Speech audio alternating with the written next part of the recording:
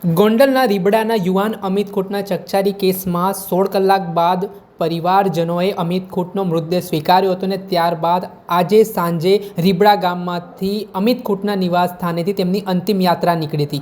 જે અંતિમ યાત્રામાં મોટી સંખ્યામાં લોકો જોડાયા છે।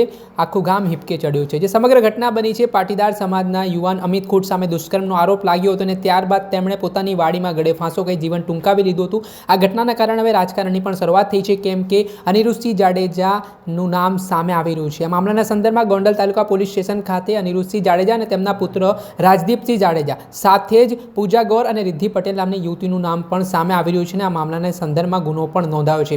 જયરાજસિંહ જાડેજા સામે અનિરુદ્ધસિંહ જાડેજાએ આરોપ કરવાની શરૂઆત કરી છે અને તેમને ખોટી રીતે ફસાવવામાં આવતા હોય તે પ્રકારની વાત પણ તેઓ કરી રહ્યા છે। ત્યારે બીજી તરફ રીબડાના પાટીદાર આગેવાન ગોવિંદ સાગપરિયા પણ અનિરુદ્ધસિંહ જાડેજાને લઈને નિવેદનો કરી રહ્યા છે અને જે અમિત ખૂંટમાં જે ઘટના બની છે, જે તેમણે જીવન ટૂંકાવ્યું છે, તેની પાછળ તેમાં જે અનિરુદ્ધસિંહ જાડેજા અને તેમના માણસો જવાબદાર હોય તે પ્રકારના આરોપો તેઓ લગાવી રહ્યા છે। અને આ તમામ બાબતો વચ્ચે, વિવાદ વચ્ચે આજે જે અમિત ખૂંટના પરિવારે મૃતદેહનો સ્વીકાર કર્યો છે, ત્યારે આજે અંતિમ યાત્રા નીકળી રહી છે। આપ સીધા દ્રશ્ય પણ જોઈ શકો છો, મોટી સંખ્યામાં લોકો છે તે જોડાયા છે।